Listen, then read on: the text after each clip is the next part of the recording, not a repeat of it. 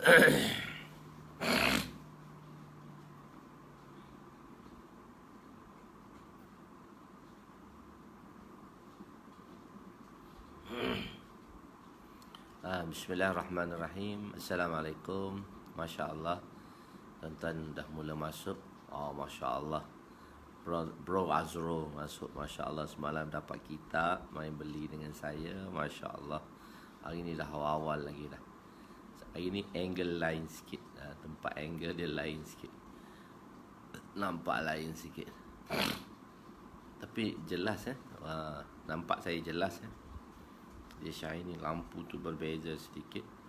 Jadi jelas Suara jelas macam mana? Suara jelas. Saya duduk di luar sedikit. Saya tak duduk dalam bilik ni. Saya di luar. Jelas Masya Allah. Masya Allah. Untuk itu, sebelum kita mulakan hadis Nabi SAW, harus kita mempunyai dua sifat, iaitu iman dan ihtisab. Iman dan ihtisab ini, apabila kita berada dalam satu-satu majlis, maka ganjaran pahala akan ditambahkan untuk kita berlipat kali ganda. Dengan kita ada iman, kita yakin kepada Allah Subhanahu Wa Taala, kita yakin ini sabdaan-sabdaan Nabi SAW dan firman-firman Allah SWT yang akan dibacakan, dan kita ihtisab, iaitu kita meyakini terhadap janji-janji Allah apabila kita berada di dalam majlis. Janji-janji Allah, Nabi kata kita berada di dalam majlis ilmu, apa janji-janji Allah dan apa janji-janji Nabi SAW. Jadi kita hadirkan sewaktu ini, insya-Allah Allah Subhanahu Wa Taala akan lipatkan ganjaran pahala kita. Dan di situ kita sharekan. Terus kita sharekan, iaitu kita sharekan dengan niat untuk kita amalkan dan kita sampaikan. Masya Allah, orang Thailand pun dah masuk. Masya Allah, dia kata Thailand jelas, clear. Masya Allah, barakallah.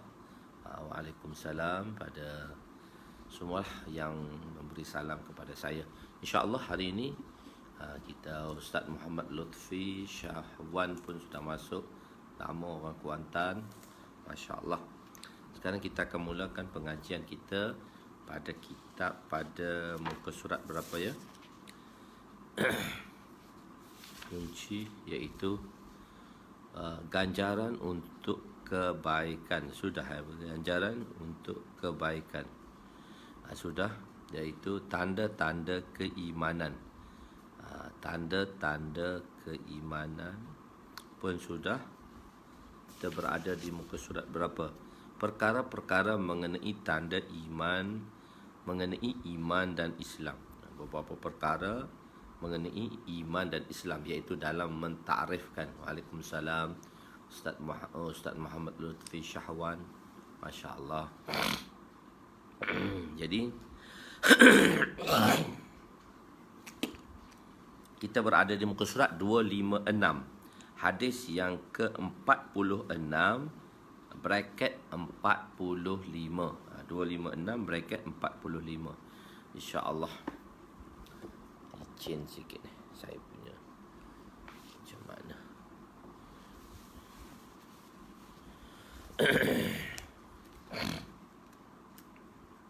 Dia ada licin sikit. Nanti saya adjustkan supaya tidak licin.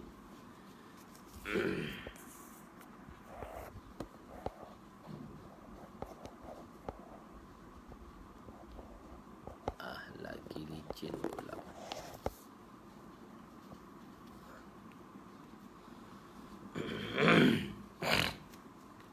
Saya buat dalam handphone saja, sebab tu jadi macam tu. Bismillahirrahmanirrahim. Assalamualaikum warahmatullahi wabarakatuh. Subhanaka la ilma lana illa ma 'allamtana innaka antal alimul hakim. Wala haula wala quwwata illa billahil aliyyil azim. Rabbi yassir wa la tu'assir wa tammim bil khair. Ya Fattah wa bika nasta'in. Nahmaduhu wa nusalli ونسلم على رسوله الكريم وعلى آله وأصحابه الفاتحين بهديهم إلى الحقيقة المجازة. أما بعد، أعوذ بالله من الشيطان الرجيم. والعصر إن الإنسان لفي خسر إلا الذين آمنوا وعملوا الصالحات وتواصوا بالحق وتواصوا بالصبر. صدق الله العظيم. وقال النبي صلى الله عليه وسلم: لا يؤمن أحدكم حتى يحب لأخيه ما يحب لنفسه. وقال النبي صلى الله عليه وسلم: نضر الله امرأ سمع مقالتي فوعاها ثم أداها كما سمع رب مبلغ أو آمن سامعين أو كما قال عليهم الصلاة والسلام. Hari ini kita berada di muka surat 256, hadis yang ke-46 bracket 45 dalam Kitabul Iman. Tajuknya perkara-perkara mengenai iman dan Islam. Itu dalam mentakrifkan. Kadang-kadang takrif iman sebegini, takrif Islam sebegini. Dan penerangan-penerangan yang telah diberikan oleh Nabi, berbagai keadaan yang ditakrifkan mengikut situationnya dan mengikut keadaan situasi, mengikut keadaan masa dan tempat yang Nabi takrifkan, sebab mengikut kesesuaian mereka-mereka yang bertanya. Wa an Amr bin Abbas radhiyallahu anhu qala ataitu Rasulullah sallallahu alaihi wasallam faqultu ya Rasulullah man ma'ak ala hadha al-amr qala hurrun wa 'abdun qultu mal islamu qala tibul kalami وإطعام الطعام قلت ما الإيمان قال الصبر والسماحة قال قلت أي الإسلام أفضل قال من سلم المسلمون من لسانه ويده قال قلت أي الإيمان أفضل قال خلق حسن قال قلت أي الصلاة أفضل قال طول القنوت قال قلت أي الحجرة أفضل قال أن تحجز ما كره ربك قال فقلت أي الجهاد أفضل قال من عقر جواده وأحرق دمه قال قلت أي الساعات أفضل قال جوف الليل الآخر. رواه أحمد. Terjemahannya, Sayyidina Amr bin Abbasah radhiyallahu anhu berkata, aku datang berjumpa dengan Rasulullah sallallahu alaihi wasallam, lalu aku berkata, lalu aku bertanya, siapakah yang bersama Tuhan dalam permulaan agama? Maknanya siapa yang memberi sokongan yang banyak di dalam agama sewaktu permulaan mengembangkan agama. Saya terjemah lafzi dahulu di situ, iaitu bersama Tuhan dalam permulaan agama, yang banyak membantu Tuhan. Baginda sallallahu alaihi wasallam bersabda, hamba dan merdeka. Aku bertanya lagi, apakah itu Islam? Baginda bersabda, perkataan yang baik dan memberi makan. Apa Islam? Apa itu Islam? Ini dalam takrif yang lain. Sebab tu Nabi jawab, perkataan baik dan memberi makan. Islam tu kan, kalau kita tengok, kalau rukun Islam ada 5. Begitu. Jadi di sini Nabi SAW memberitahu dalam keadaan yang berbeza. Khair. Apakah itu Islam? Baginda bersabda, perkataan yang baik dan memberi makan. Aku bertanya lagi, apakah itu iman? Bukan rukun iman. Definisi iman dalam sudut yang berbeza. Maka baginda SAW bersabda, sabar dan dermawan. Perawi berkata, yang meriwayatkan hadis ini iaitu Amr bin Abbasah, aku bertanya, dalam kalangan orang Islam siapakah yang paling afdal? Baginda bersabda, orang Islam lain merasa selamat daripada lidah dan tangannya. Perawi berkata lagi, aku bertanya, apakah sifat iman yang paling afdal? Sifat iman yang paling. Baginda bersabda, akhlak yang baik. Perawi berkata, aku bertanya lagi, rukun solah yang manakah paling afdal? Di sini saya telah terjemah muhawarah. Dan sudut ini Ustaz terjemah muhawarah. Kenapa kadang-kadang terjemah lafzi, kadang-kadang apa terjemah muhawarah? Adalah yang nak disampaikan di situ. Di dalam penerangannya nanti. Baginda bersabda, solah yang panjang kunutnya. Rawi berkata lagi, aku bertanya, apakah hijrah yang paling baik? Apakah hijrah yang paling baik? Apakah hijrah yang paling baik?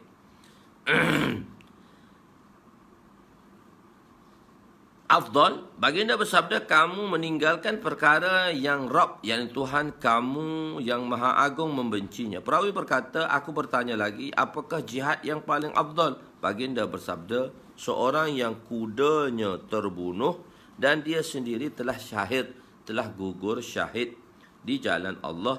Jawab baginda, aku bertanya lagi, masa berdoa, ayus sa'at, bilakah masa-masa berdoa yang paling afdal? Jawab baginda sallallahu alaihi wasallam, pada separuh malam yang akhir. Hadis riwayat Imam Ahmad rahimahullah. Hadis ni riwayat Imam Ahmad rahimahullah. Khair. Amr bin Abasah.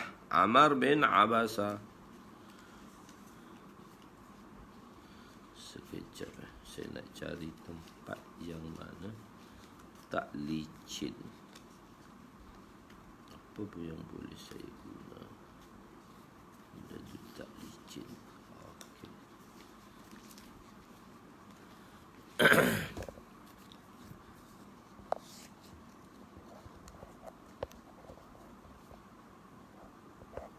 Minta tak licin dah. Okey. Amr bin Awasah bin Amir bin Khalid bin Ghadirah dan kunyahnya Abu Najih As-Sulami. Beliau adalah seorang sahabat yang awal yang memeluk Islam, di antara kalangan sahabat-sahabat yang awal. Beliau meriwayatkan hadis ini daripada Nabi. Antara mereka yang meriwayatkan hadis daripada beliau ialah Habib bin Ubaid, Sahal bin Sa'ad, Abdullah bin Mas'ud, Mi'dam bin Abu Talha. Itu di kalangan sahabat. Di sini beliau telah bertanya kepada baginda sallallahu alaihi wasallam, siapakah yang mula-mula bersama Nabi sallallahu alaihi wasallam dalam membantu agama? Siapa orang mula-mula bersama Nabi? Nabi sallallahu alaihi wasallam menjawab, hurrun wa abdun. Nabi tak kata al-hurru wal abdu. Nabi tak menggunakan perkataan ma'rifah. Nabi menggunakan perkataan nakira. Seorang, mana-mana seorang hamba, mana-mana seorang merdeka. Hurrun tu kita terjemah satu orang juga, tapi bukan orang yang khusus. Mana-mana seorang lah, mana-mana seorang hamba atau mana-mana seorang yang merdeka. Mana-mana seorang yang hamba dan merdeka. Kalau kita terjemah al-hurru, seorang merdeka. Kalau hurrun, satu orang juga, tapi dia tak tentu di mana, salah seorang lah, seseorang. Kalau hurrun tu, al-hurrun tu seseorang, seorang tapi tak ditentukan siapanya, seseorang. Kalau al-hurru, satu orang. Begitu. Merdeka, al-hurru, al-hurrun wa abdun, mana-mana hamba, mana-mana seorang hamba, ataupun abdun, al-abdu, mana-mana hamba. Jadi perkataan dakwah, permulaan dakwah Nabi ialah 4 orang yang beriman. Bila Nabi menjalankan dakwah setelah baginda sallallahu alaihi wasallam menerima tugas nubuwah, tugas kenabian dan kerasulan, yang mana baginda sallallahu alaihi wasallam telah beribadat di mana, di Gua Hira. Di Nabi beribadat dengan cara agama baginda Ibrahim alaihissalam, Sayyidina Ibrahim alaihissalam. Nabi berada di Gua Hira, beribadat dan berkhalwatlah, menyembunyikan diri selama 6 bulan sebelum Nabi mendapat wahyu. Sebab itu kadang-kadang Nabi kata wahyu itu mimpi yang soleh. Dalam di situlah Nabi banyak mendapat mimpi-mimpi. Kita panggil ra'yatus salihah. Mimpi-mimpi yang baik. Salihah ni bukan mimpi yang soleh, mimpi-mimpi yang baik. Selama 6 bulan Nabi diberi mimpi-mimpi yang baik. Sebab itu Nabi kata ra'yatus salihah ni, mimpi yang baik ini 1/40. Satu riwayat mengatakan 1/46 daripada keberkatan wahyu. Bukan maknanya dia buat wahyu tu dibahagi dengan 46, mama mimpi soleh tu 1/46. 1/46 dari sudut masa. 1/46 ini dari sudut masa. Nabi kata, ulama menjelaskan dari sudut masa. Sebab Nabi SAW menjalankan tugas kenabian dan tugas kerasulan, nubuwah dan risalah. Risalah itu daripada rasul, nubuwah itu daripada nabi. Daripada tugas nubuwah dan tugas risalah kerasulan, Nabi dihantar selama 23 tahun. Nabi dihantar selama 23 tahun. Bermula dakwah baginda sallallahu alaihi wasallam dalam masa 23 tahun. Dan Nabi bersama Nabi berada di dalam Gua Hira beribadat dengan cara baginda Ibrahim alaihissalam, jalan Ibrahim alaihissalam selama 6 bulan. Jadi 6 bulan ni sama kalau kita bahagi dalam setahun ada dua bahagian. Ada dua semester. Begitu. Kalau 23 tahun tu, kalau satu setahun satu semester, kalau 23 tahun 46 semester lah. 46 semester. Jadi 1/46 ni dari sudut semester. Dari sudut semester ulama mengatakan. Ada riwayat mengatakan ra'yatus salihah, mimpi yang baik ni 1/46 daripada wahyu, daripada sudut semester tadi. Setahun 2 semester. Jadi kalau 23 tahun 46 semester lah. Mudah begitu, faham dia begitu. Jadi selepas baginda sallallahu alaihi wasallam menerima tugas wahyu, mendapat wahyu Iqra, maka di situ Nabi dalam perasaan takut, Nabi pergi berjumpa dengan Nabi beritahu isteri baginda sallallahu alaihi wasallam, ringkas cerita dia, dan cerita ni banyak dah kita tahu. Jadi ringkas dia, Nabi bertemu dengan isterinya, dan isteri baginda itu Sayyidina Khadijah radhiyallahu anha, yang mana telah membawa kepada sepupunya, pergi berjumpa dengan sepupunya. Nama dia siapa dah sepupu Khadijah tu? Ialah sepupu Khadijah tu ialah macam ni. Sepupu Khadijah tu Waraqah bin Naufal. Naufal bin Waraqah ke Waraqah bin Naufal bertukar saya. Waraqah bin Naufal ke Naufal bin Waraqah. Waraqah bin Naufal. Galiban dia Waraqah bin Naufal, seorang yang beragama Kristian, beribadat dengan agama Kristian. Dia orang beriman kepada Nabi, beriman dengan agama Kristian lah. Pergi berjumpa dengan sepupu Sayyidina Khadijah, maka dia kata Nabi akan, sesungguhnya yang mendatangi Nabi tadi, yang mendatangi Nabi SAW tadi adalah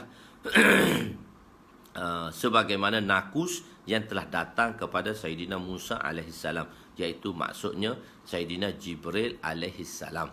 Sayyidina Jibril alaihissalam telah mendatangi Nabi. Selepas itulah beberapa ketika, maka dia kata sesungguhnya suamimu diberi petanda bahawa dia akan menjadi seorang Nabi lah. Dan dia kata kalau aku ada pada masa tu, aku akan beriman dengannya. Jadi selepas zahirnya Nabi SAW, beliau meninggal selepas itu. Cuma ulama ikhtilaf di sini, adakah Waraqah bin Naufal ini mati dalam Islam ataupun tidak. Dan dalam satu riwayat Nabi memberitahu tentang cerita Waraqah bin Naufal dengan pakaian putih. Itu ulama menjelaskan tandanya dia telah bersetuju dengan kerasulan baginda sallallahu alaihi wasallam. Itu cerita dia secara ringkasnya. Nanti sedetailnya kita akan ceritakan di tempat yang lain. Okey. Jadi nanti ceritanya di tempat yang lain. Okey, jadi Waraqah bin Naufal. Ya. Jadi pada masa itulah Nabi didatangi dengan ayat yang kedua. Seterusnya selang beberapa lama Nabi didatangi dengan ayat yang kedua, iaitu ya ayyuhal mudaththir kun fa'anzir wa rabbaka fakabbir. Yang disuruhkan supaya Nabi dakwahkan. Jadi di situlah Nabi dakwah, dan Nabi memulakan dakwahnya dan mengajak orang kepada Islam. Jadi permulaan dakwah Nabi ialah 4 orang yang beriman. Jadi kita tengok dari sudut top 10. Top 10 ni 4 yang terawal ni ialah ada ikhtilaf sikit. Ada kata Khadijah ke, kata Abu Bakar ke. So dia ikhtilaf di situ. Orang kata orang pertama Islam Abu Bakar, orang pertama Islam ialah isteri Nabi Sayyidina Khadijah. Dari sudut wanita, isteri Nabi. Dari sudut lelaki ialah Sayyidina Abu Bakar radhiyallahu anhu. Mestilah kalau kita tengok orang yang pertama di rumah Nabi SAW ialah isteri baginda SAW. Jadi Sayyidina Abu Bakar, siapa dia? Sayyidina Khadijah radhiyallahu anha, Sayyidatuna Khadijah radhiyallahu anha, Sayyidina Abu Bakar radhiyallahu anhu, Sayyidina Zaid bin Harisah, tak adalah anak angkat Nabi, dan Sayyidina Bilal radhiyallahu anhu. Zaid atau Bilal lah. Zaid dan Bilal ni dua-dua hamba, dan Sayyidina Ali radhiyallahu anhu. Jadi daripada dia beritahu 4. Tapi disebut hamba tu atau disebut atau, jadi 4 tu dalam 5 lah, begitu. Tapi Nabi memberitahu hamba dan merdeka, sedangkan kita dah kira hampir 5. Maksud dia 4 di situ, hampir 5. Tapi Nabi beritahu hamba dan merdeka. Sebab tu kita kata dari dua sudut. Kalau kita tengok dari sudut sisi ni, maknanya mereka dari sudut orang merdeka, siapa? Dari sudut orang hamba, mereka yang hamba, maknanya dari sudut mereka yang hamba, dan dari sudut mereka yang merdeka. Sebab tu dia kata hurrun wa abdun. Begitu. Apakah sebab 2 orang ditinggalkan? Kalau kita kata al-hurrun, seseorang lelaki yang merdeka, al-abdun seorang hamba yang merdeka. Jadi 2 maksudnya. Jadi di situ disebut 2. Kalau kita dari segi bilangan lah, disebut 2 sahaja, tidak disebut 4. Jawapan pertama ialah maksud daripada perkataan hamba dan merdeka ialah 2 jenis golongan. Iaitu 2 jenis golongan. Golongan hamba dan golongan merdeka. Jadi 2. Okey juga. Bukan bermaksud 2 individu sahaja. Golongan yang merdeka, Sayyidina Abu Bakar, Sayyidina Ali dan Sayyidatuna Khadijah, dan golongan hamba ialah Sayyidina Zaid bin Harisah dan Sayyidina Bilal radhiyallahu anhu. Sayyidina Bilal radhiyallahu anhu. Jadi maksudnya ialah 2 golongan kerana dia disebut dalam bentuk nakira. Mana-mana golongan hamba dan mana-mana golongan merdeka. Jawapan kedua, ulama mengatakan kalau kita kata nak juga seorang lah juga, tak nak golongan, maka ulama memberi jawapannya ialah pertama wanita dan kanak-kanak. Disebabkan dari sudut luaran, maksudnya dari sudut bersama dengan Nabi, kebanyakannya ialah lelaki, sahabat-sahabat lelaki. Jadi wanita dan kanak-kanak ditinggal di sini kerana maksud pertanyaannya ialah siapakah yang banyak membantu dari sudut luaran. Yang banyak membantu Nabi ialah Sayyidina Abu Bakar lah. Yang banyak membantu Nabi ke sana ke sini, yang bertungkus selama Sayyidatuna Aisyah, Sayyidatuna Khadijah ialah banyak memberi semangat kepada Nabi. Bantuan dia dari sudut semangat. Wanita-wanita ni Masya Allah, pengorbanannya isteri kita dari sudut semangat. Jadi kejayaan seseorang lelaki sebenarnya di belakangnya wanita, iaitu isterinya. Wanita adalah isterinya. Itulah kejayaan bagi seseorang lelaki. Kemana hebatnya lelaki itu? Sebenarnya ada wanita di sampingnya yang begitu memberi semangat. Tapi dari situ wanita tu oleh kerana dia tak nampak dibandingkan dengan orang yang sentiasa nampak. Begitu. Maka wanita dan anak kecil tidak dapat membantu sepenuhnya, maksudnya dari sudut luaran. Gitu disebab tu Nabi mengatakan hurrun wa abdun. Itu 2 ilah dan tarjih yang telah diberikan oleh ulama. Dan Nabi SAW dan sahabat tu bertanya lagi, apakah itu Islam? Di sini bukan bertanya mengenai rukun Islam, sebab ada kata mal Islam, apa itu Islam? Sayyidina Jibril AS menjawab, ashhadu an tashhada an la ilaha illallah, an tashhada an la ilaha illallah. Di sini Nabi jawab dari sudut ni, iaitu apakah itu Islam? Apakah itu Islam? Baginda SAW menyebut perkataan yang baik dan memberi makan. Perkataan yang baik. percakapan yang sopan, yang tidak menyakiti atau perkataan sesat, tidak mengeluarkan perkataan sesat. Di antara Islam di sudut akhlaknya ialah kita bercakap sopan. Jadi kadang-kadang nak marah pun marah dengan sopan. Kadang-kadang bila nak menimbulkan persoalan pun persoalan dengan sopan. Jadi sebab itu apabila ada munazarah, ada perdebatan, maka bahasa-bahasa yang sopan perlu digunakan supaya tak bolehlah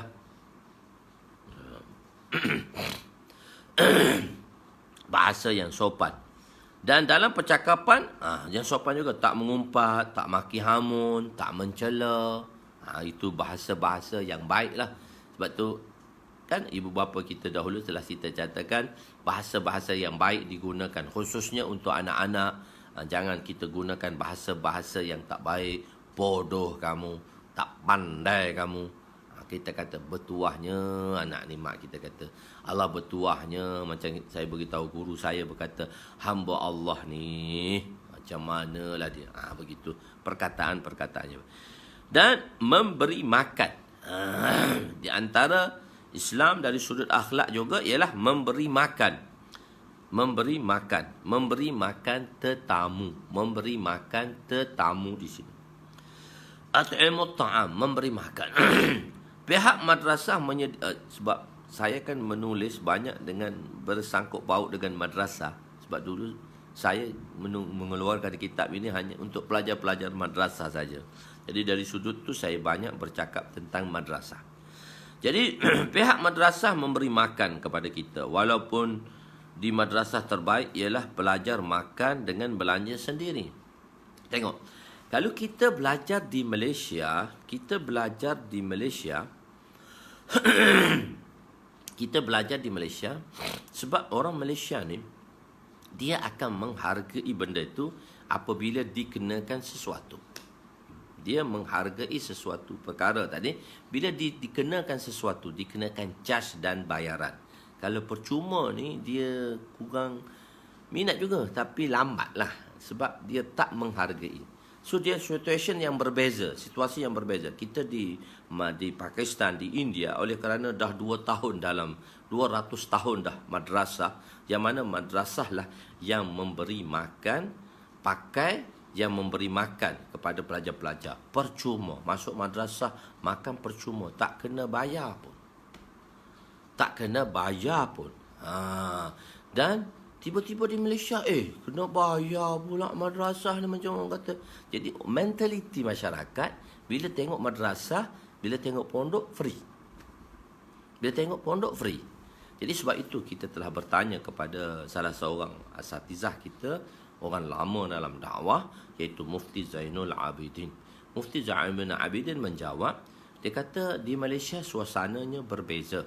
Sebab orang Malaysia ni dia menghargai sesuatu apabila dikenakan sedikit ke atas mereka, baru mereka akan menghargainya. So dia kata tak boleh tirulah di Malaysia. Sebab ada orang nak buka madrasah di Malaysia, dia kata saya tak nak ambil pujuran daripada pelajar. Jadi kita kata tu terbaik lah, tak payah ambil yuran daripada pelajar. Dia kata di Malaysia, environment Malaysia ialah kamu kena ambil yuran juga daripada pelajar-pelajar, daripada ibu bapa, supaya ibu bapa tadi menghargai ilmu yang dicurahkan ke atas asatizah.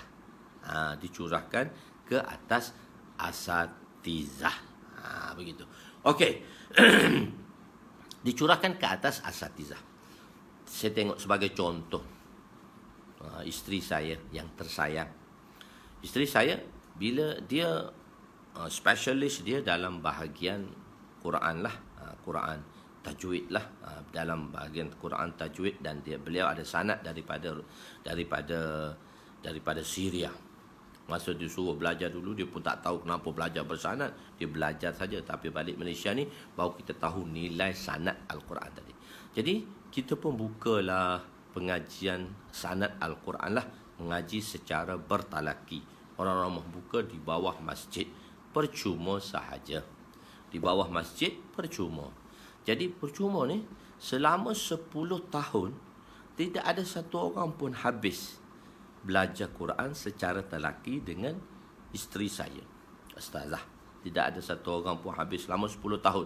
Kerana belajar Sabtu Ahad je, hari cuti. Madrasah cuti Sabtu Ahad. So orang datang belajar. Kerana guru terpaksa menunggu pelajar. Belajar kadang-kadang tak datanglah minggu ni, kata Ustazah. Kenapa? Ada kerja. Jadi kadang tak datang. Guru yang menunggu ustazah yang menunggu anak murid. Sebab percuma. Orang kata percuma. Tak apa, kita tak payah pergi. Tak apa, percuma. Jadi selepas 10 tahun, tak ada satu orang pun habis Al-Quran secara talaki. Sebab sekarang kan nak belajar, orang-orang perempuan dia nak belajar talaki, nak belajar secara talaki bacaan ni, terpaksa belajar dengan guru-guru lelaki. Jadi agak nampak susah sikit. Tapi tak apalah, kerana Al-Quran belajarlah juga. Tak ada guru wanita. Jadi saya rumah saya memperkenalkan pembelajaran wanita secara wanita. Tadilah untuk wanita dengan wanita. Jadi nampak sedikit dengan, sebab nak talaki nak tengok mulut, nak tengok lehjah dia, nak tengok perkataan dia, ismam dia, macam mana huruf dia, dengung dia, dia bukan salah dah, dia banyak, dia kena tengok muka tu baru betul. Baru betul macam mana huruf tu dikeluarkan dari sudut makhrajnya. 10 tahun tak ada orang habis. Maka saya bincang dengan isteri saya kata ginilah, Umi, saya panggil dia Umi, pada anak-anak, saya kata, Umi, begini, kita kenakan sedikit bayaran kepada orang yang nak datang ni, biar dia rasa berharga. Kita kena ubah sedikit keadaannya. Alhamdulillah, kita kenakanlah cas dia berapa sedikit sebanyak. Alhamdulillah, dah 4 tahun dah, lebih 200 orang dah dapat sanad. Tahun lepas ada 100 orang mendapat sanad bacaan secara telaki, dapat sanad qiraatul hafaz. Dan kita ambil keberkatan dengan Syekh Qurayyim yang datang tadi. Beliau baca terakhir dengan Syekh Qurayyim, dan Syekh Qurayyim mengijazatkan sanad tadi dengan wasitah dia, dengan perantaraan Syekh Qurayyim. Alhamdulillah, tahun ni ingat hampir 100 orang lagi untuk mengambil sanad bacaan secara telaki dalam qiraat hafaz. Orang perempuan ni dia rajin sikit daripada orang lelaki. Orang lelaki tu dia agak terlampau rajin. Jadi terlampau rajin tu jadi dia malas sikit lah. Gitu. Jadi Alhamdulillah tahun ni dah ramai dah. 200 orang dalam masa 3-4 tahun ni dah 200 orang dah. 10 tahun seorang pun tak ada yang habis secara talaki. Dan 4 tahun hampir 200 orang. Dan dia ada murid di seluruh Malaysia dah. Buat tajwid, kelas tajwidnya dan sebagainya. Begitu. Maksudnya bila dikenakan tadi, dia baru ada harga. Ilmu ni bila dikenakan, dia baru ada harga. Begitu. Okey. Jadi walaupun di madrasah terbaik ialah pelajar makan, terbaik tu dia kata, pelajar makan dengan belanja sendiri. Tengok kat rumah. Saya minta maaf lah, kadang-kadang dia agak berada, maknanya senanglah kerja dan sebagainya. Tapi bila nak bayar, yuran madrasah ni lambat. Sudah gaji berpuluh-puluh ribu, tapi nak bayar yuran madrasah ni lambat. Dia kata madrasah ni free. Sebab mentaliti orang masyarakat Malaysia. Madrasah free. Madrasah free. Masjid free. Semua free. Dia mentaliti dia free. Sedangkan kita mana-mana pun kita kena bayar. Bila bayar, benda tu kita berharga. Sebab bila kita bayar, kita keluarkan duit. Dan kita rasa barang tu hak kita. Maka kita akan menghargai perkara tersebut. Kita akan menghargai perkara tersebut. Jadi mentaliti manusia macam tu. So kita kena ubah mentaliti macam tu. Madrasah free, percuma. Madrasah free, percuma. Tak boleh. Sebab ibu bapa mentaliti dia macam tu. Kecuali orang-orang yang susah. So kita bantulah. Kalau madrasah, saya ada madrasah kat Kelantan. So pelajar-pelajar yang susah kita bantulah. Tapi kita kenakan juga. Okey, kita tetapkan satu harga yang sederhana. Sebab kalau duduk kat rumah pun, ibu bapa pun kena belanja juga ke anak seorang anak tu. Satu hari dia kena bagi duit sekolah berapa. Sekarang bagi duit sekolah RM1, pelajar tak terima. RM5 pagi, RM5 petang, RM10. Kalau 2 orang, RM20. Kalau 3 orang, RM30. Jadi banyak kena dia kenakan. Jadi benda tu manusia berharga. Manusia rasa nilai. Biar manusia berasa nilai dengan perkara-perkara tersebut. Bukan kita, oh ustaz, tak boleh. Kalau ustaz tak boleh, free percuma. Tak boleh macam tu. Itu salah dari sudut pemahaman dan mentaliti. Tak kira lah orang kaya ke. Orang kaya paling susah nak bayar yuran anak. Itu pengalaman saya buka madrasah lah. Pengalaman saya dengan madrasah, orang yang orang tapi bukan semua, betul. Saya tak kata semua. Yang saya kata ni pada segelintir. Yang dah bayar tu alhamdulillah lah. Bukan semua. Memang saya tak kata semua. Tapi kebanyakan mentaliti. Tapi sekarang Masya Allah dah. Dan agak usaha ni telah berkembang. Dan madrasah telah lama bermula daripada awal tahun 80-an. Baru orang menganggap mentaliti. Saya beritahu kan kakak saya. Dia mengaji tajwid dengan satu orang ustazah. Di Kelantan ni Kelantan ni.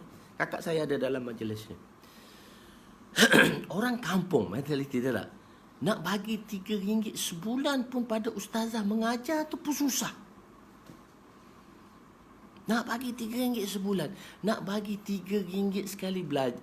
Sebulan pun susah nak bagi. Kalau 10 orang, RM3 sebulan, baru RM30 je. Nak bagi RM3 tu pun susah. Rumah boleh-beli macam-macam. Ini tak semua lah yang tuan kata. Tak semua lah. Tapi banyak begitu. Kakak saya selalu cerita. Lepas tu kakak saya yang cukupkan tiap-tiap bulan untuk ustazah tu. Ustazah tu dia tak buat apa. Dia mengajar Quran saja. Dia tak minta pun. Takkanlah bagi pihak kita tidak ada inisiatif. Kawan saya dia buka madrasah. Saya cerita madrasah ni. Kawan saya dia buka madrasah. So pelajar dia 100 lebih. Dia kenakan yuran 150. Dan yang bayarnya tak sampai 10%. Dan kira lah 150 tu dah murah dah sebulan kat pelajar tu.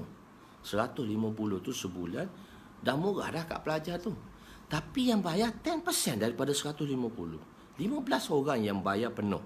Yang lain kadang bayar, kadang tak bayar. Kadang bayar, kadang tak bayar. Jadi ustaz tu terpaksa berhumpas pulas untuk mencari perbelanjaan pada madrasah dia. RM30,000 sebulan kena belanja. Tuan-tuan beritahu 15 orang bagi RM150. Berapa je tuan-tuan akan dapat? Yang lain ustaz tu terpaksa cari untuk imbuhan ustazahnya, ustaznya. Ini pengalaman saya. Sampai kawan saya tu dia kena jantung, sakit jantung, fikir banyak sangat kat madrasah. Dia sakit jantung. Saya nak pergi kat madrasah dia. Dia kata, ustaz, saya kena jantung. Saya duduk di hospital sekarang. Saya kata, inna lillahi wa inna ilaihi raji'un. Dia terpaksa makan ubat jantung untuk letak bawah mulut dia ni. Muda lagi. Kawan tu dalam 40-an dah kena jantung. Sebab fikir lebih. Setiap bulan nak ada RM40,000 untuk belanja pelajar-pelajar. Dapat daripada ibu bapa RM3,000. Dia tak mampu. Dia tak tekan pun ibu bapa. Saya kata, ustaz, panggil saya. Hari ibu bapa panggil saya. Saya ceramah sikit pada ibu bapa. Biar dia tahu nilai ustaz. Biar dia tahu nilai ustaz. Ustaz panggil pada saya. Dia kat raut madrasah dia. Saya kata, panggil saya. Hari ibu bapa kumpul. Kadang-kadang hari ibu bapa pun pelajar tak datang. Ibu bapa tak datang. Ibu bapa ni mentaliti dia. Saya minta maaf ni pengalaman saya 30 tahun dengan madrasah. Cerita bab madrasah hari ni. Supaya biar orang menghargai. 30 tahun saya punya pengalaman dengan madrasah. 30 tahun lebih. Daripada saya mengaji dan saya mengajar. Jadi saya kata, ustaz, panggil semua ibu bapa. Nanti saya brainwash. Saya nak brainwash. Saya malam tu hantam betul-betul lah. Saya kata, ustaz ni dah sakit jantung dah tahu tuan-tuan.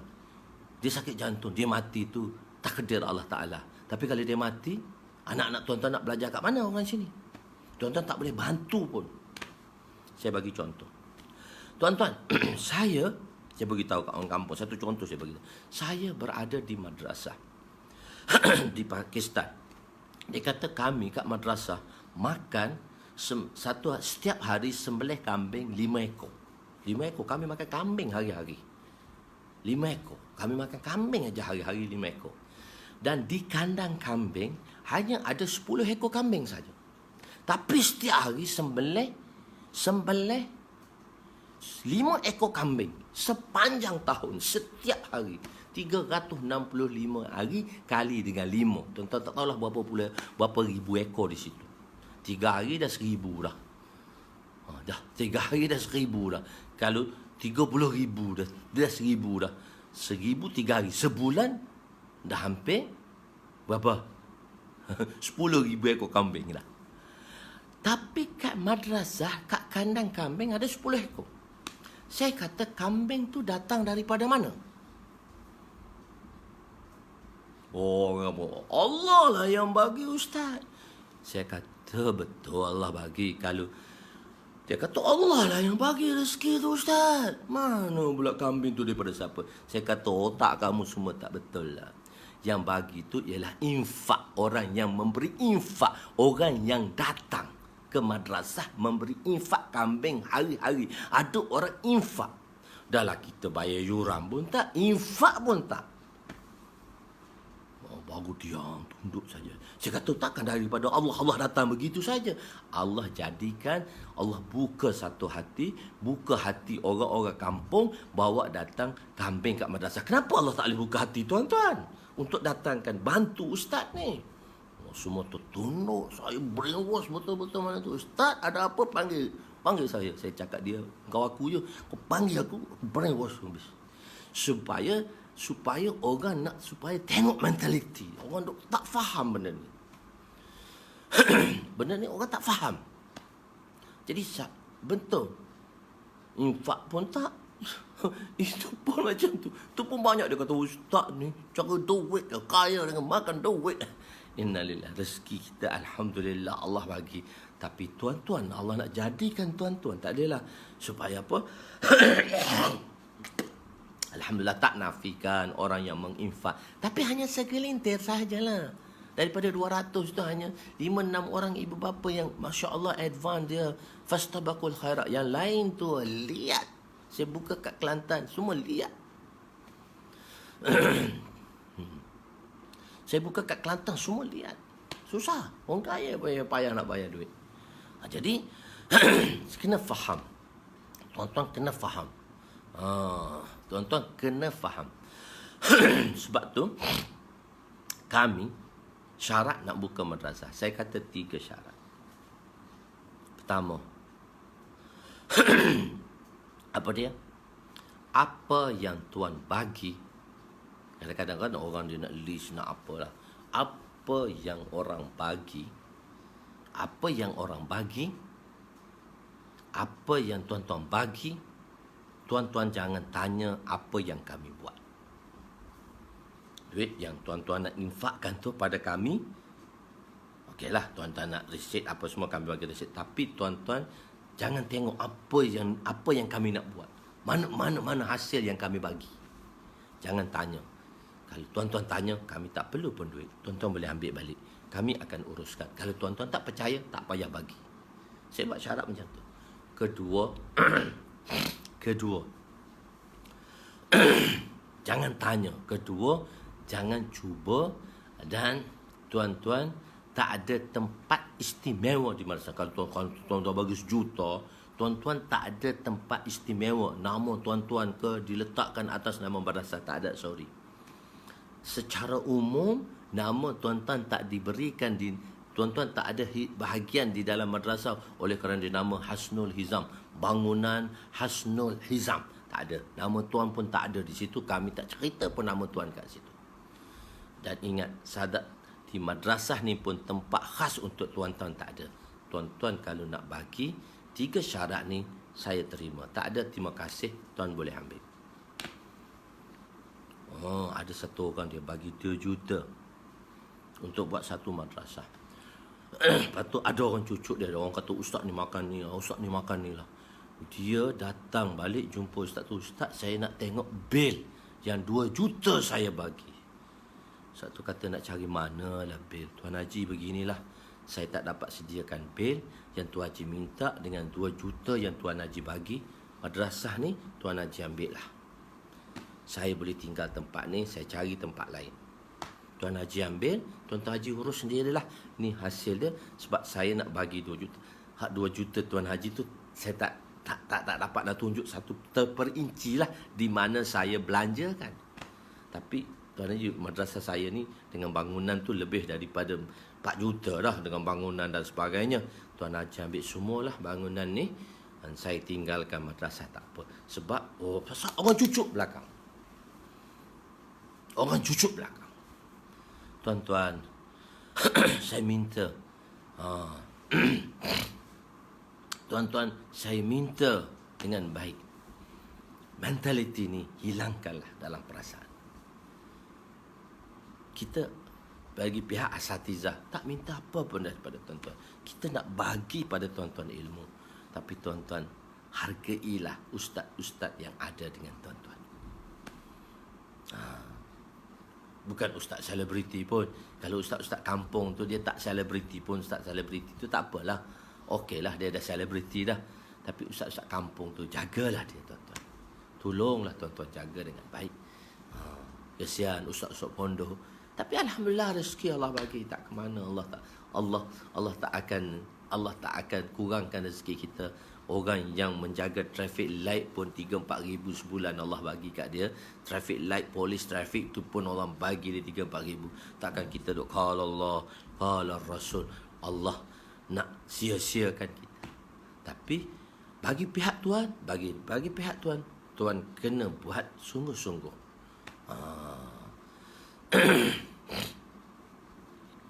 Begitu.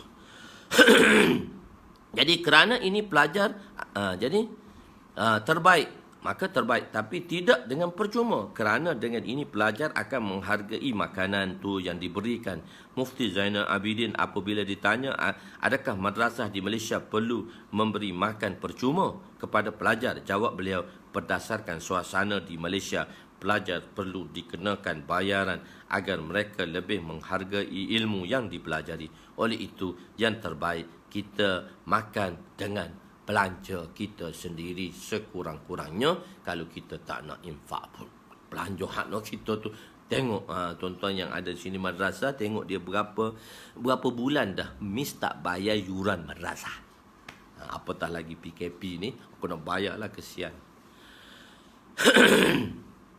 Okey. Dan selepas itu beliau bertanya, apakah itu iman? Saya minta maaf, hari ni banyak mengepek sikit. Begitu. Apakah itu iman? Sifat iman yang paling afdal. Apakah itu iman? Islam menjaga lidah dan tangannya. Menjaga lidah dan tangannya kita dah terangkan dalam hadis sebelum ni, so saya tak masukkan penerangan di situ. Iaitu, dan apakah itu dan apa tu? Sabar dan dermawan. Sabar dan dermawan. Saya masuk terus kepada sabar dan dermawan. Menjaga lidah. Perawi berkata akan bertanya, apakah sifat iman yang bersempurna? Iaitu sabar. Yang paling afdal bagi dia bersabda, akhlak yang baik. Afdal, qunut yang panjang. Siapakah orang Islam yang paling afdal? Terselamat daripada lidahnya. Ni. Aku bertanya lagi, apakah itu iman? Beliau menjawab, sabar dan dermawan. Iman tu adalah sabar dan dermawan. Ada beberapa jenis sabar. Sabar ni ada beberapa jenis sabar.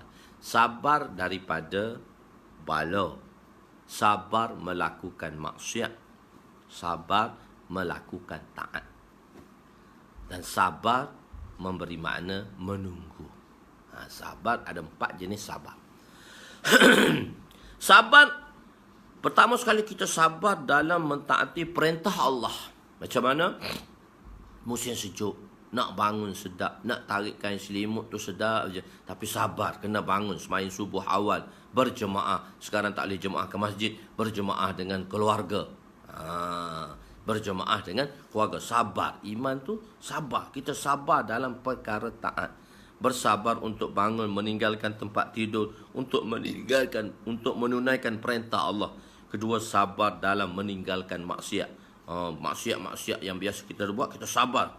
Sabar daripada melihat perempuan-perempuan yang ajnabi, yang tak menutup aurat dia dengan sempurna tu sabar. Tunduk pandangan, jaga mata, ghaddul basar.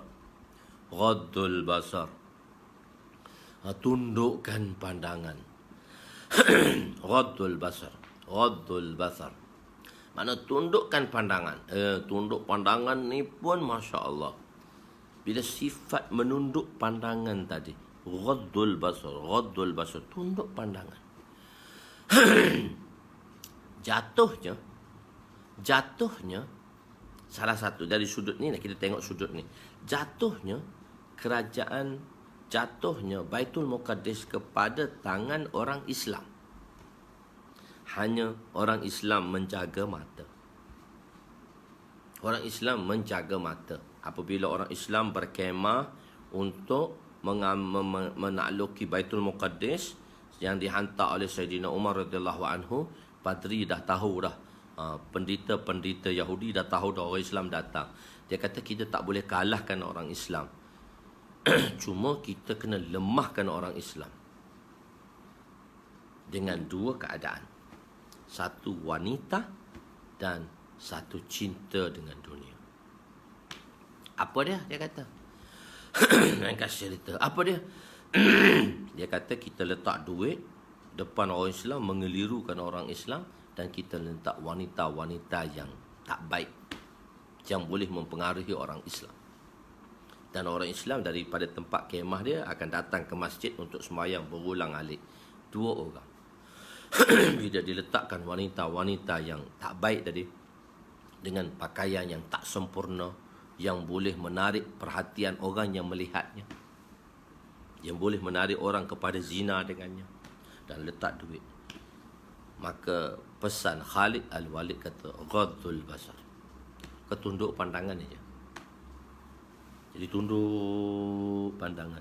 Berjalan tu tunduk pandangan. Selepas 3 hari, buat laporan daripada wanita-wanita ni. Dia kata, apa yang orang Islam yang kamu dapati? Dia kata, serah ajalah anak kunci, Padri. Serahlah tuan pendeta. Kita tak boleh lawan orang Islam. Sebab kita tidak boleh mempengaruhi dosa orang Islam. Dia sabar dengan maksiat. Dia sabar melihat maksiat. Dia tunduk. Dia kata, kami ni macam tunggul kayu aja. 3 hari, tak ada siapa yang jeling kat kami. Yang tak pakaian sempurna ni, yang tak ada pakaian ni, tak ada seorang pun jeling kat kami. Kita kan sambil tunduk, mata jeling juga. Sambil tunduk, astagfirullahaladzim, mata jeling juga. Sahabat ni betul-betul tak tengok. Dia kata, ni bukan orang ni, ni malaikat ni. Serah anak kunci je lah.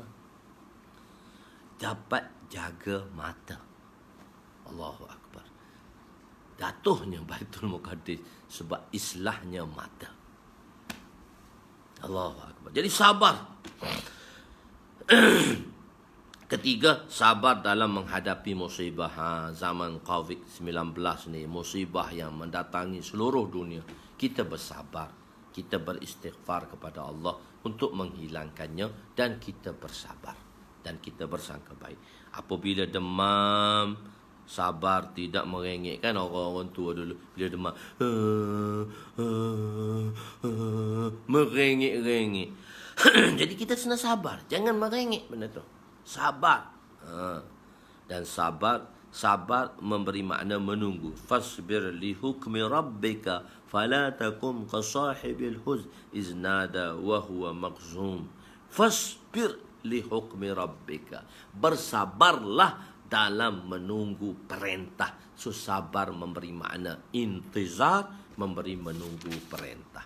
Maka bersabarlah wahai Muhammad menerima hukum daripada Tuhanmu, memberi tempoh kepada mereka.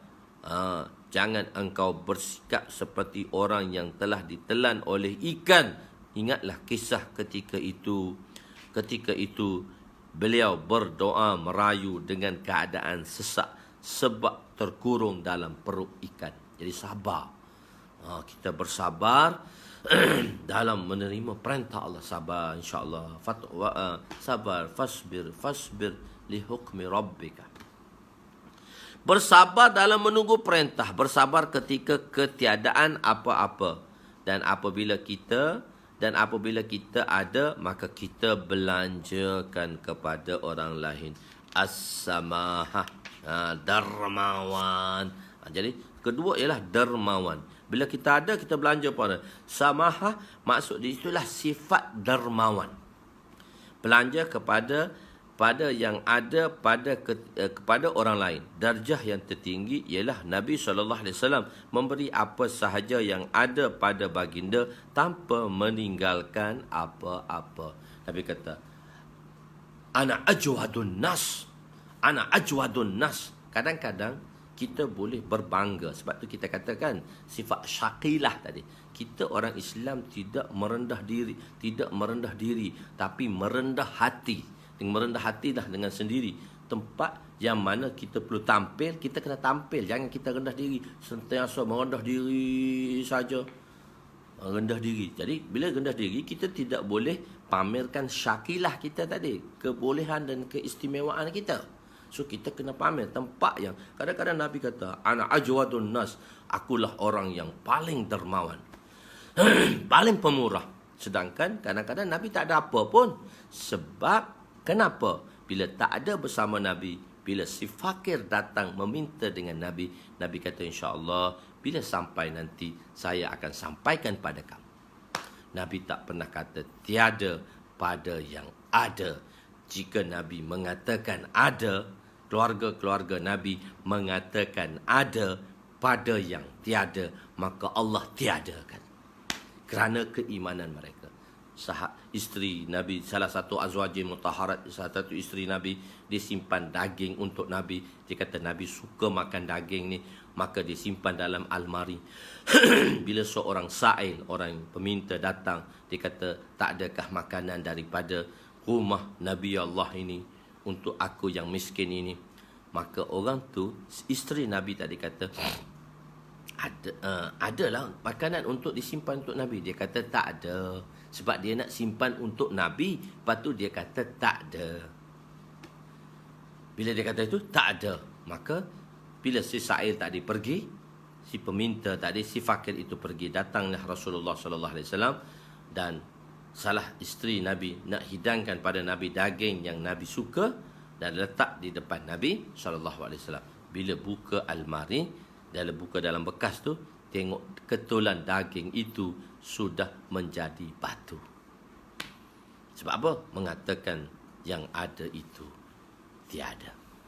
Itu orang-orang Allah, wali-wali Nabi SAW, keluarga Nabi, iman mereka kuat. So Allah nak tunjuk selalu. Kalau kita kalau kata macam tu, dalam poket pun tak ada, Allah tiada kan. Begitu. Bersabar.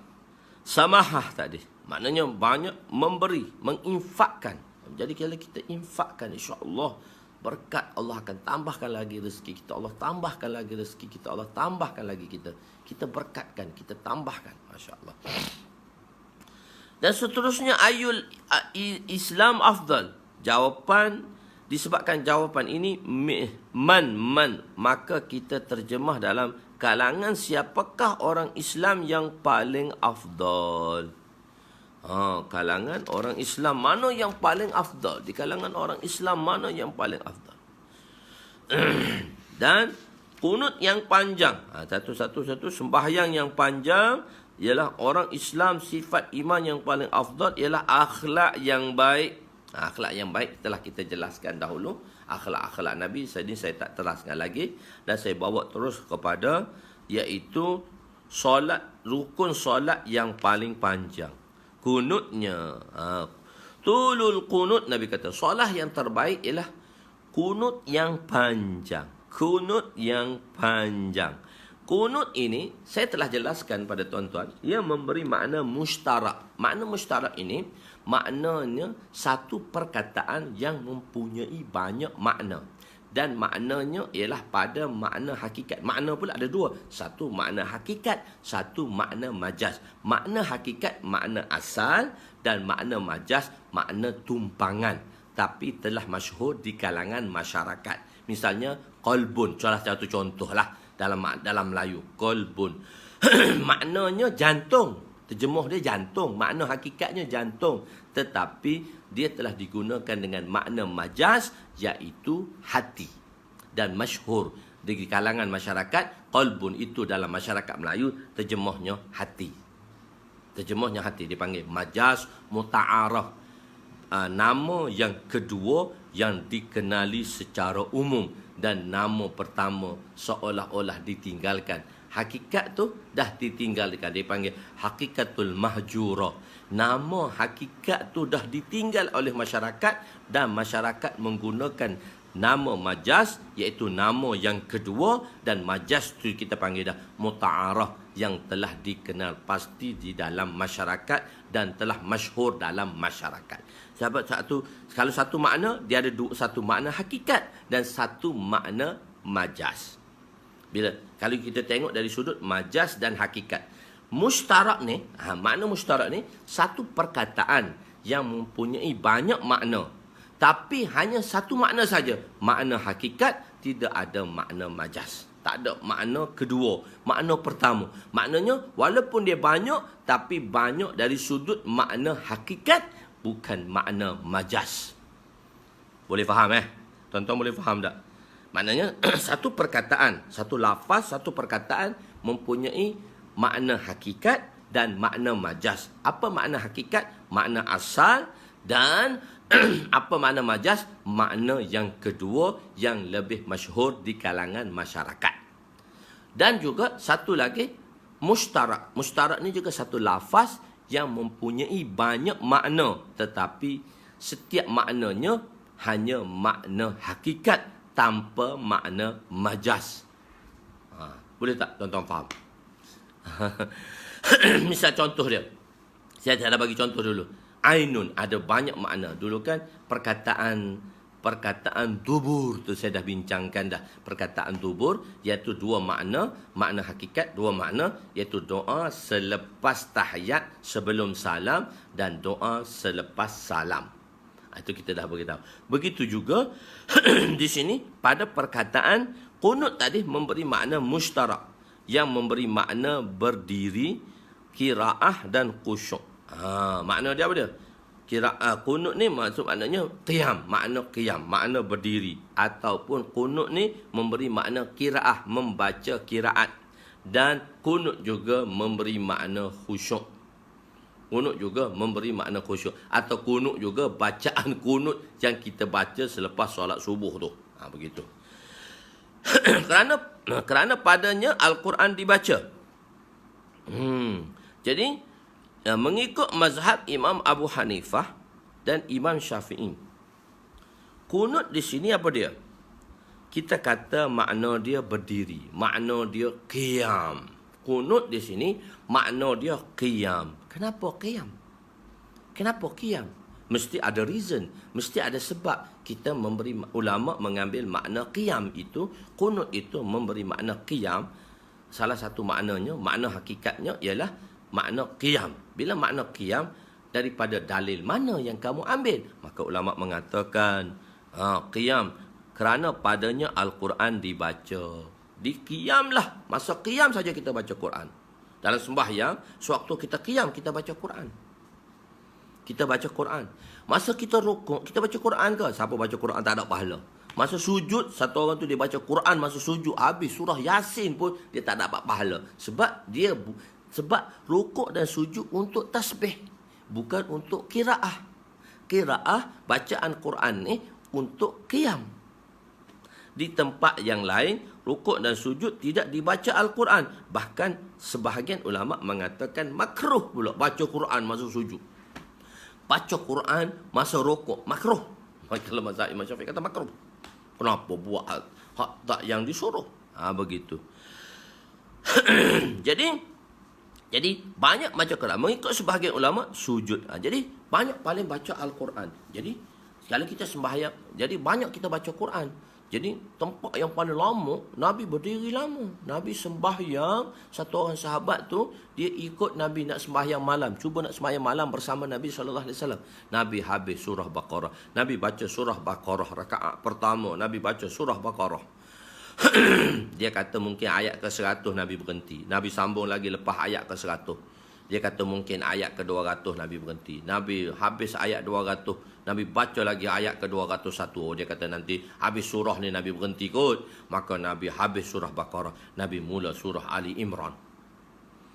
Jadi Nabi begitu panjang membaca. Satu rakaat 6 juzuk Al-Quran Nabi baca. Dengan tertilnya, dengan suara Nabinya, dengan tajwid Nabinya. Orang terbaik dunia, orang terbaik manusia. Tak ada lagi dah siapa lagi selepas tu. Dengan Qurannya, dengan tertilnya. Allahu Akbar. Panjangnya sembahyang Nabi. Jadi kunut itu memberi makna qiyam. Memberi makna qiyam. Ini pendapat kita Imam Syafi'i dan Imam Abu Hanifah. Sebab itu Imam Abu Hanifah, rukun yang paling panjang ialah qiyam. Rukun yang paling baik dalam sembahyang ialah tulul qunut, yang panjang rakaatnya. Kalau qiyam panjang rakaat lah. Yang panjang rakaatnya. Jadi sebab itu Imam Abu Hanifah telah sabitkan panjang rakaat. Dan Imam Syafi'i pun kata panjang rakaat. Mengikut sebahagian ulama pula sujud. Sebab apa sujud? Rukuk tadi memberi makna sujud. Sujud. Jadi an Abi Hurairah, hadis Abi Hurairah radhiyallahu anhu, anna Rasul sallallahu alaihi wasallam qala aqrabu ma yakunu al-'abdu min rabbih wa huwa sajidun, rawahu Muslim. Dalam syarah Al-Majmu' syarah Muhazzab yang ditulis oleh Imam Nawawi rahmatullahi alaih. Keadaan yang paling dekat antara hamba dengan Rabbnya, dengan Tuhannya, ialah ketika sujud. Hadis riwayat Muslim. Hadis juga mengatakan Sayyidina Sauban berkata, alaika biqasratis sujud. Hendaklah engkau memperbanyakkan sujud. Hendaklah kamu memperbanyakkan sujud. Sebenarnya penerangan alaika biqasratis sujud ni ada maksud yang lain. Tapi di sini saya nak jelaskan hanya makna sujud sahaja. Hanya makna sujud sahaja. Sebab tu orang tu kata, bila satu orang sahabat bertanya Nabi, ya Rasulullah, doakanlah supaya saya bersama Tuhan di dalam syurga nanti. Nabi kata, apa lagi yang kamu nak? Dia kata, saya tak nak apa. Saya nak Tuhan baginda sallallahu alaihi wasallam doakan untuk saya bersama Tuhan di dalam syurga nanti. Dunia tak nak apa ke? Tak nak bersama Tuhan dalam syurga. Nabi kata, alaika biqasratis sujud. Apa maksudnya? Banyakkan sujud. Maksudnya tidak hanya memadai dengan doa, tapi ada usaha. Sebab tu kita kata usaha dan doa. Tidak hanya memadai memeluk tubuh dengan berdoa. Tak apalah kita dapat doa Nabi. Nabi kata, okey, aku doa untuk kamu, tapi satu usaha daripada kamu. Alaika biqasratis sujud. Alaika biqasratis sujud. Maka lazimlah ke atas kamu dengan memperbanyakkan sujud. Apa maksud memperbanyakkan sujud? Banyaklah sembahyang, baru boleh bersama aku dalam syurga. Doa tu aku tetap doa, bukan hanya memadai dengan doa, tetapi kena ada usaha. Tapi bukan semata-mata usaha, kena ada doa. Dua-dua, usaha dan doa. Itu maksud alaika biqasratis sujud tu. Tak apa aku doa, kita dah dapat doa Nabi, okey, tak payah sembahyang, dah tak payah apa. Dah alaika biqasratis sujud. Tapi di sini saya hanya bawa makna sujud tadilah. Di antara kunut tadi memberi makna sujud.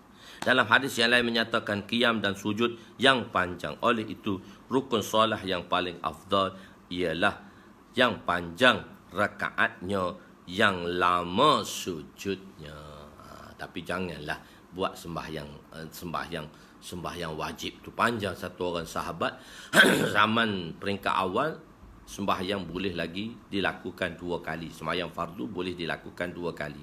Dia sembahyang isyak bersama Nabi SAW. Dahlah sembahyang isyak di masjid Nabi tu lambat. Di Madinah kan banyak masjid-masjid. Yang lain-lain masjid awal-awal dah sembahyang. Tapi masjid Rasulullah ni lambat sedikit sembahyang. Masjid Nabi ni lambat lagi dibandingkan dengan masjid-masjid yang lain. Dan dia imam pada masjid kampung dia. Dia pergi sembahyang dengan Rasulullah. Dah lah lewat sembahyang isyak. Sejam lebih lepas masuk isyak baru sembahyang. Lepas tu dia balik kat kampung dia jadi imam lagi sembahyang isyak. Pada masa itu waktu dibenarkan lagi sembahyang fardu 2 kali. sebelum perintah meninggalkan tak boleh sembahyang fardu 2 kali lah. Jadi dia jadi sembahyang isyak pada kampung dia. Masya Allah, dia pun baca surah lepas sembahyang isyak ni. Dia baca surah Baqarah. Cantik. Surah Baqarah dia baca. Dah lewat dah sembahyang. Baca surah Baqarah lagi. Jadi orang tak tahan. Sahabat-sahabat dia tak tahan. Orang kampung dia tak tahan. Pergi beritahu Nabi. Maka pergi beritahu Nabi. Nabi kata, raikanlah di belakangnya. Ada kanak-kanak, ada wanita dan ada orang yang tua. Kalau nak sembahyang panjang, sembahyang tahajud lama-lama lah. Tapi janganlah kuliah kul Allah je lah. Mai subuh pun kuliah kul Allah, malu kat orang je. Bacalah ayat-ayat panjang sikit. Begitu. Nanti kita belajar bab sembahyang tu jilid kedua seronok lagi. Macam mana sembahyang Sayyidina Umar, kenapa Sayyidina Umar macam ni, lepas tu kenapa, banyak lagi nak cerita dalam hadis Nabi sallallahu alaihi wasallam insya-Allah. Ni kita baru nak buat daurah jilid 1 ni, jilid lepas habis daurah kitabul ilmu kita masuk lagi jilid 2 kitabut taharah. Dalam kitabut taharah kitabus solat, dan kitabus solat lah paling panjang. Dalam jilid kedua separuh kitabus solat, dan jilid ketiga saya kesemuanya kitabus solat. Kitabus solat ni memang panjang. Kitabus solat ni memang panjang lah. Kalau dalam Mishkat asal je, daripada 600 muka surat tu, 40 muka surat ni bab kitabus solat saja. Dalam kitabus solat saja. Masya Allah. Lepas tu dia tanya lagi, apakah jihad yang paling afdal? Jihad yang paling afdal ialah jihad dengan harta dan diri. Sebab tu dalam tabligh kita pergi berdakwah dengan harta, bi amwalikum wa anfusikum, dengan harta dan diri. Wallazina ya ayyuhallazina amanu hal adullukum ala tijaratin tunjikum min azabin alim tu'minuna billahi wa rasulihi wa jihadu fi sabilillah. Dan berjihad di jalan Allah bi amwalikum wa anfusikum, dengan amwal, dengan harta dan diri. Dengan harta dan diri. Jihad yang harta dan dirinya telah dimusnahkan oleh orang kafir. Bukan setakat tu, dia pun harta dia pun habis, dimusnahkan oleh orang kafir, dan dia sendiri mati di jalan Allah. Inilah dalilnya menuntut seorang itu mengorbankan seluruh harta dan hidupnya untuk agama. Sebab tu dalam dakwah kita minta seumur hidup. Tuan-tuan takut, tuan-tuan tak pernah dengar lagi tashkil orang dakwah seumur hidup. Hijrah batta, hijrah badiyah. Sekarang dia tak panggil seumur hidup, dia panggil hijrah batta, hijrah badiyah. Kenapa hijrah batta, hijrah badiyah? Saya cerita lain itu dalam, sebab nak faham ni pun kena lama. Tapi nak bagi tahu, saya nak isyaratkan pada kawan-kawan dalam jemaah, itu kita ambil masa tadi. Inilah tidaklah bermakna dia berkorban dan tak pulang langsung kat rumah, tak balik kat rumah, tak. Korban seluruh hidup ialah mempunyai beberapa peringkat dari segi seluruh kehidupan. Dari segi harian, maknanya dari segi kehidupan, berapa kita boleh spend the time untuk agama Allah SWT. Itu dari segi seluruh hidup. Kita tengok peringkat-peringkat juga dari i'tibar, dari sudut tahunan. Dia niat untuk seluruh hidup dia. Dari sudut tahunan, berapa kita masa kita kena spend. Dari sudut bulanan, berapa kita kena spend. Dari sudut harian, berapa kita kena spend. Satu, saya ada kawan, Masya Allah, Allah bagi rezeki pada dia. Dia sedekah tahunan lain, sedekah bulanan lain, sedekah mingguan lain, sedekah harian lain. Saya kata, Ustaz, Masya Allah, rezeki melimpah ruah lah sekarang. Banyak mana? Ustaz, saya nak share dengan Ustaz. Dia kata apa? Saya ada sedekah tahunan, saya ada sedekah bulanan, saya ada sedekah mingguan, saya ada sedekah harian. Jadi orang kata nak sedekah ni ke mana dah? Apa yang ada pada kita, kita sedekah lah, sedekah harian. Satu sedekah dengan apa tu? Dengan harta tadi. Satu sedekah tenaga tu. Kalau tenaga tu, tempat-tempat tu kena sedekah tenaga. Begitu. Separuh hari, sebab tu keperluan sahabat separuh hari di masjid, separuh hari di tempat keperluan. Dia ada separuh hari. Dia separuh malam. Dia bagi pada 2 hari dan malam. Jadi sebab itu sahabat menghidupkan masjid. Sebab itu dakwah kita nak kembalikan macam mana nak menghidupkan masjid dan banyak masa kita kepada agama. Jadi kita tengok dari sudut hari pula. Hari dan malam. Hari itu kita bagi separuh. Maknanya separuh hari di tempat keperluan, dan separuh hari di tempat kerja. Malam pula, separuh malam di rumah, separuh malam di masjid. Sebab itu di Masjid Nabawi ada azan 2 kali. Maksudnya ada orang bagi spend masa peringkat awal selepas isyak, peringkat awal selepas isyak duduk beribadat di masjid. Dan bila azan pertama sebelum subuh, orang ni pulang ke rumah berehat, dan orang yang berada di rumah akan datang ke masjid untuk bagi masa. Sebab itu azan 2 kali di Madinah di zaman Nabi SAW dan sahabat. Mana dia spend masa dia malam tu dia bagi 2, separuh masa bersama keluarga, separuh masa bersama dengan berada di masjid. Barulah masjid hidup 24 jam.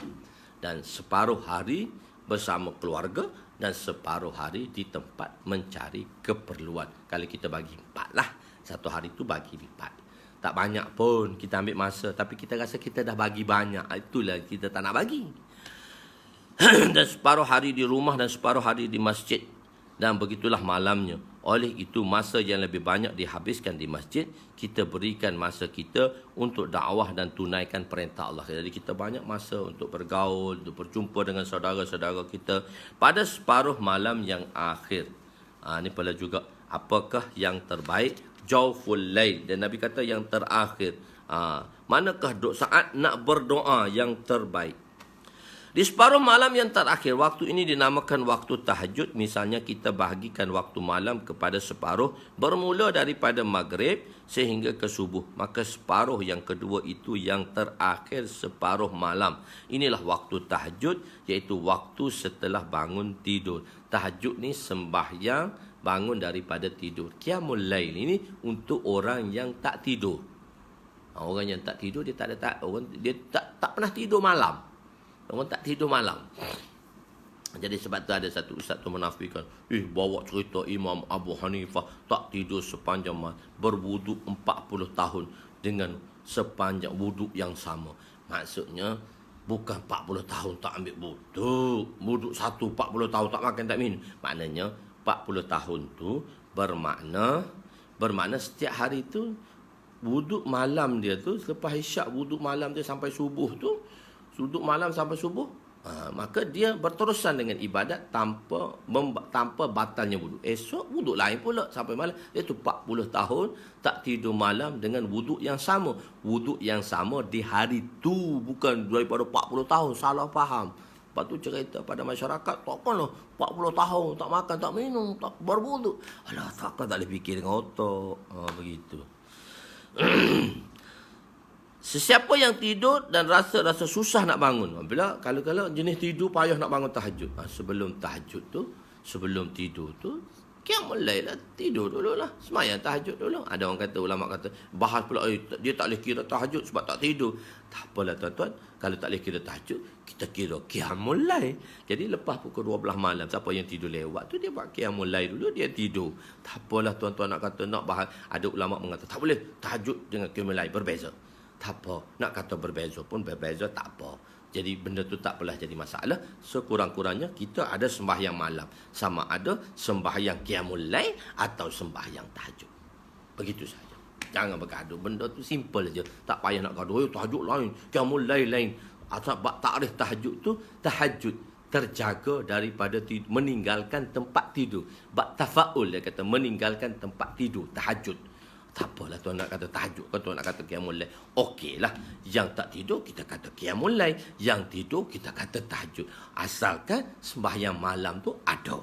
Begitu masalah. Selesai, tak payah nak gaduh-gaduh. Akan tetapi afdalnya ialah sebelum subuh.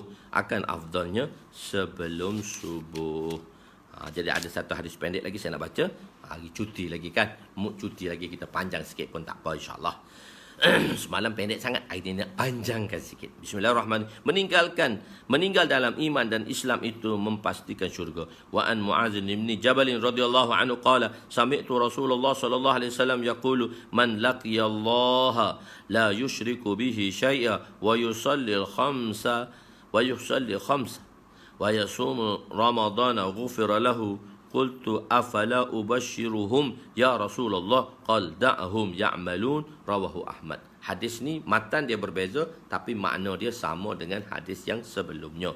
Sebab tu ulama bawa juga, kadang-kadang ulama bawa juga hadis riwayat Imam Ahmad ni dalam Musnad Ahmad ni. Dan walaupun sebelum ni riwayat dia lain lah dari segi lafaznya, riwayat dia beza sikit tapi maknanya lebih kurang. Iaitu dengan Sayyidina Abu Hurairah, cerita Sayyidina Abu Hurairah kan, yang mana Nabi kata biarkanlah masyarakat beramal, jangan sampaikan berita gembira itu. Sayyidina Muaz bin Jabal radhiyallahu anhu meriwayatkan bahawa beliau mendengar Rasulullah sallallahu alaihi wasallam bersabda, barang siapa yang bertemu Allah dalam keadaan tidak mensyirikkannya, menunaikan solat 5 waktu dan menunaikan puasa pada bulan Ramadan, maka akan diampunkan baginya dosa-dosa.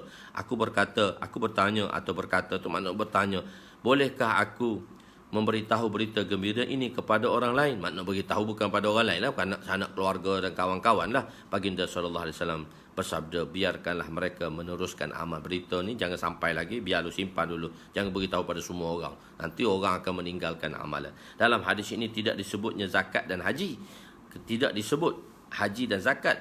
Kenapa? Mungkin kedua-dua ini tidak menjadi tanggungjawab pada semua orang. Betul, dia wajib, hukum wajib, tapi kalau orang tak ada duit, dia tak payah bayar zakat. Dan orang yang tak cukup keperluan dia, istita'ah dia, dia tak perlu pergi haji. Maksud haji tu wajib, tapi selagi tak cukup syarat, tak perlu bayar zakat dan haji.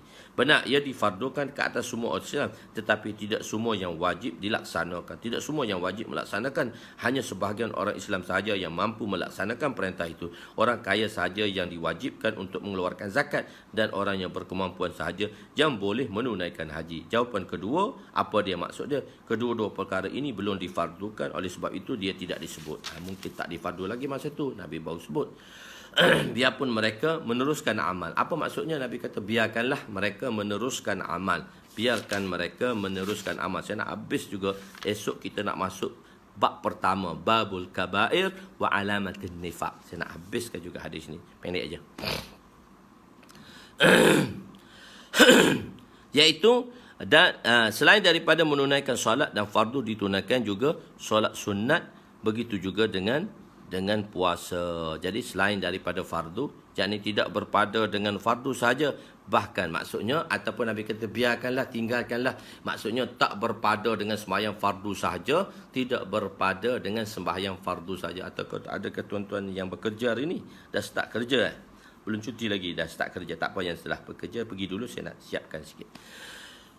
Amalan yang paling afdal, wa anhu wa an Muaz bin Jabal annahu sa'ala an-nabiy sallallahu alaihi wasallam anil afdalil iman, qala an tuhibba lillah wa tubghidha lillah wa tu'mila lisanaka fi zikrika, qala wa ma za ya Rasulullah, qala an tuhibba an-nas ma tuhibbu li nafsik wa taqrahu lahum ma taqrahu li nafsik, rawahu Ahmad. Sayyidina Muaz bin Jabal radhiyallahu anhu meriwayatkan bahawa beliau telah bertanya Nabi SAW tentang iman yang paling afdal. Baginda bersabda bahawa kamu menyukai kerana Allah, mencintai kerana Allah dan membenci kerana Allah, dan kamu meninggalkan lidahmu, kamu menggunakan lidahmu untuk mengingati Allah. Aku bertanya, kabarkan lagi ya Rasulullah. Baginda bersabda, sukakan orang lain, sukalah untuk orang lain, dan apa-apa yang kamu suka untuk dirimu sendiri, dan kamu benci untuk manusia apa yang kamu benci untuk dirimu. Jadi kadang-kadang apa yang kita tak suka, maka kita tak suka benda tu kena pada orang lain. Apa yang kita suka, benda tu kita suka untuk orang lain. Kadang-kadang kita sebalik, apa yang kita suka biar orang lain tak dapat, apa yang kita tak nak biar orang lain dapat. Itu salah, itu bukan dari konsep Islam. Terdapat banyak hadis yang dinyata mengenai sesuatu yang paling afdal, dan banyak pendapat berbezaan dalam jawapan baginda. Jawapannya Nabi ialah mengikut keadaan dan ahwal seseorang itu, disebabkan banyaknya ahwal, situation dan keadaan yang berbeza. Sebab itulah jawapan baginda juga berbeza, telah kita jelaskan.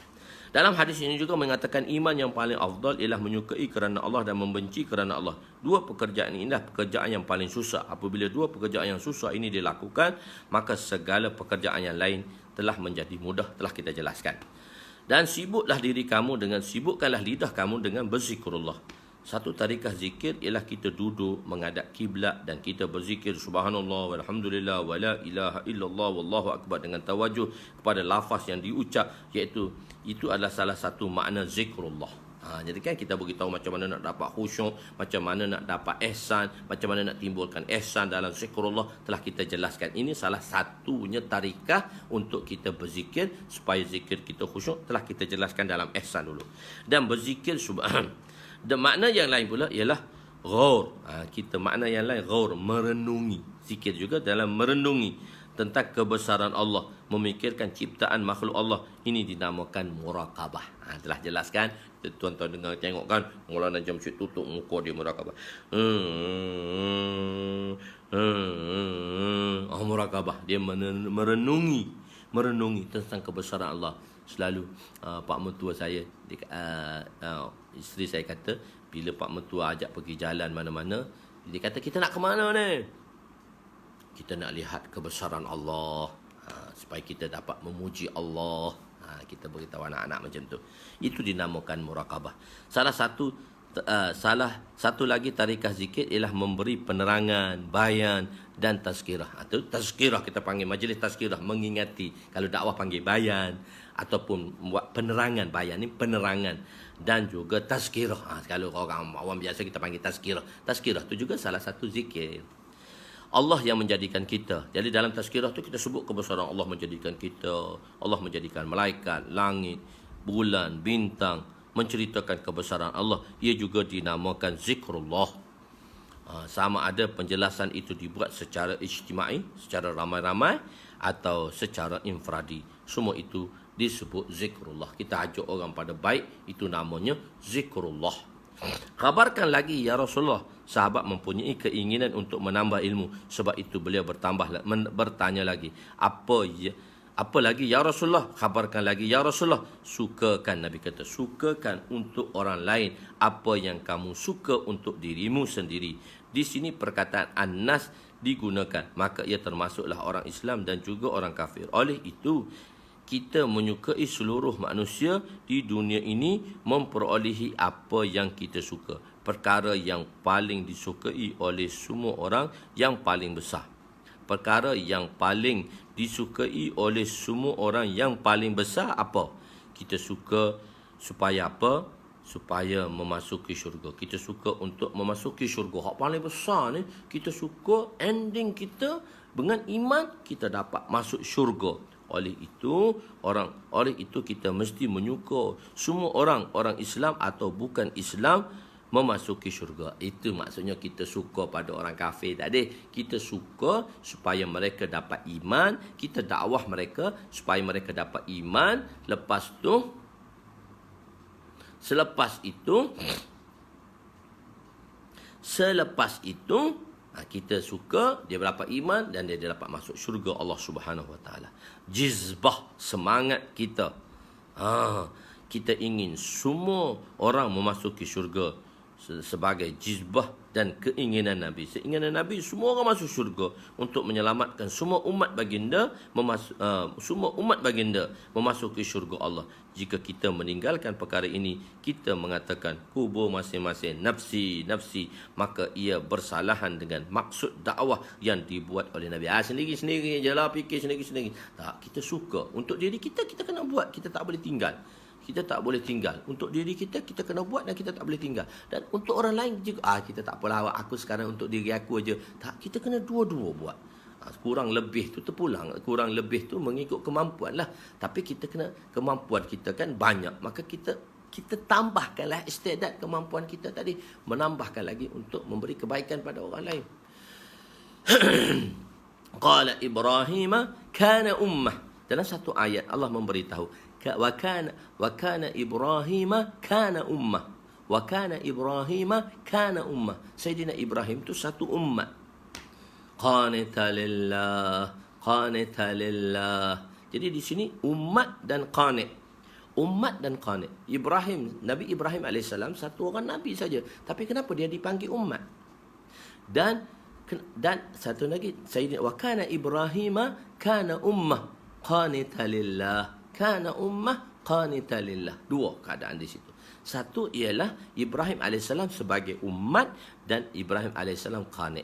Qanit ialah Sayyidina Ibrahim AS beribadat kepada Allah. Sendiri dia mentaati perintah Allah, dia qanit, taat kepada perintah Allah. Kedua, dia ummah. Ummah di sini kalau dalam takrif ulama, allazi yu'allimun nas bil khair.